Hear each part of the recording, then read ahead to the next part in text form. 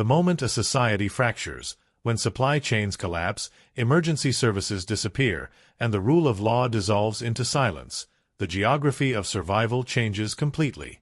What was once background noise, the hills you drove past every morning, the concrete structures you ignored, the underground systems beneath your feet, suddenly becomes the difference between exposure and protection, between vulnerability and strategic advantage. Most people, when faced with civilizational breakdown, make the same fatal error. They think in terms of comfort, not in terms of defensibility. They seek the familiar, homes, shopping centers, hotels, without understanding that these structures were designed for a world with electricity, running water, and functional institutions. Strip those systems away, and most modern buildings become traps. They have too many entry points, too little natural insulation, too much dependency on external infrastructure. But certain locations, when society breaks down, do the opposite. They don't weaken. They strengthen.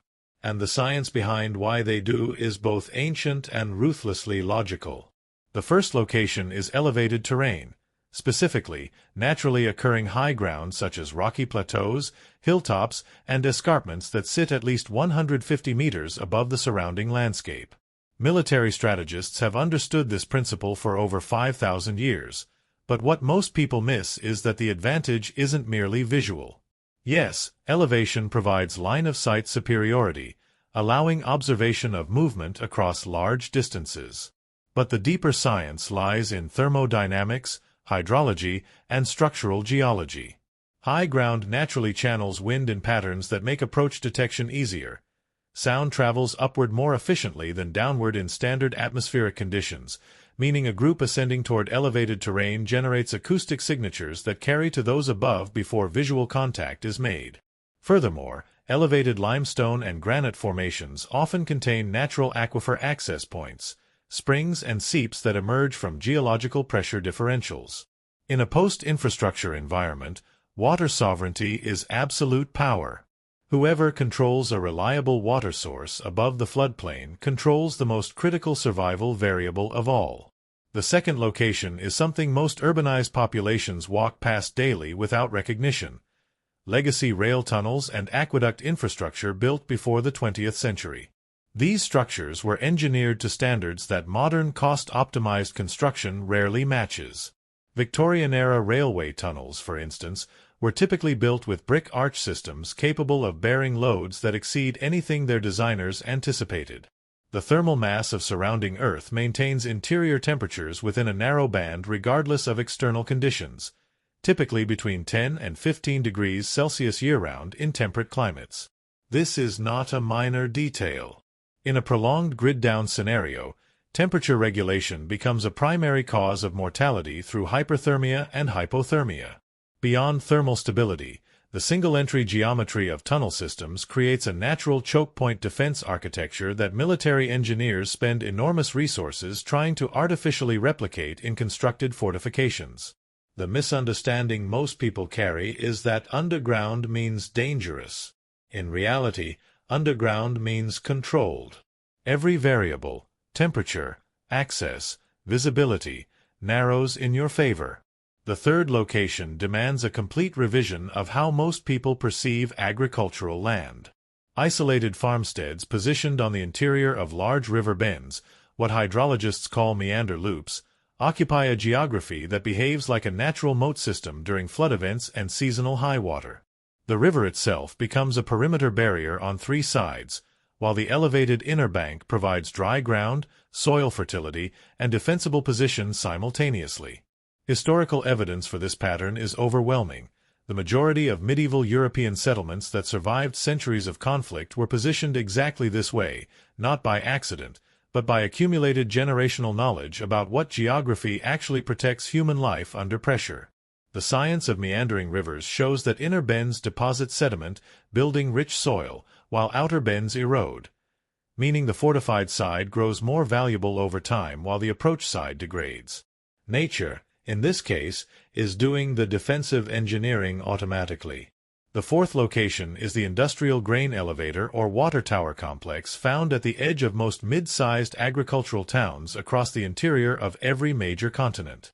These structures were built for one purpose: to store enormous quantities of critical resources at height, with minimal access points and maximum structural integrity.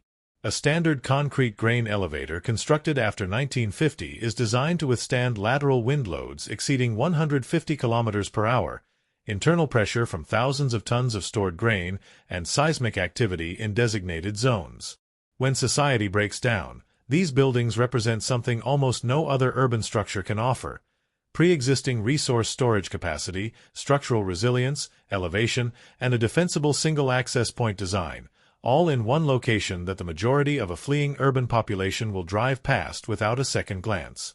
The fifth location is perhaps the most counterintuitive of all, and it is precisely that counterintuitive quality that makes it so strategically valuable when the systems that hold modern civilization together finally give way. Natural cave systems, specifically those found at mid-elevation in karst limestone geology, accessible through narrow entrance corridors but opening into larger interior chambers, represent a convergence of defensive, thermal, and resource advantages that no constructed building can fully replicate.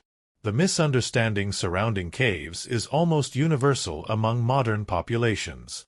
The cultural association with primitiveness, with darkness and danger, causes the majority of people to dismiss cave systems as a survival option without ever applying analytical thinking to their actual physical properties. This is a catastrophic error in reasoning. A limestone cave system at mid-elevation is not a primitive shelter. It is a geologically engineered fortress that took millions of years to construct, with thermal regulation, natural water filtration through mineral rock layers, structural ceilings capable of bearing the weight of entire mountain formations, and entrance geometry so naturally restrictive that a small number of people can control access against a vastly larger external force.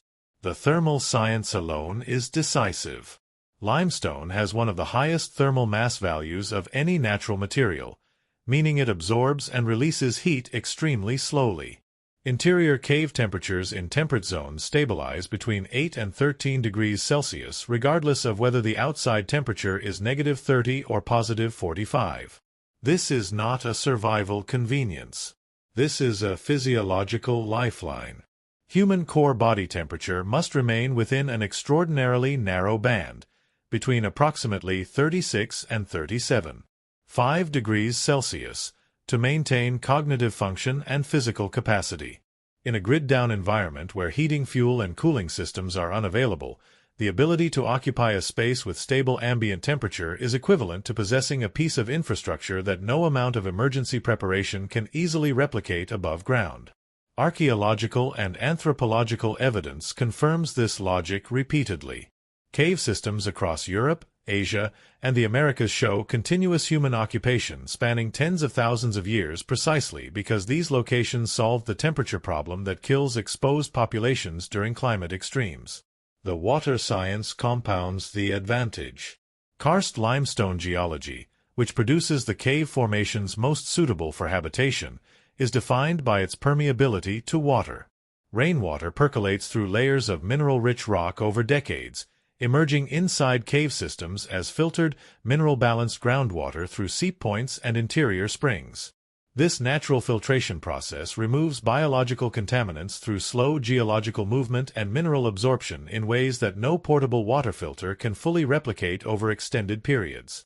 In a prolonged societal breakdown scenario, waterborne illness, cholera, typhoid, giardia, historically kills more people than direct violence. A reliable interior water source in a thermally stable, structurally sound, defensively narrow location is not merely an advantage.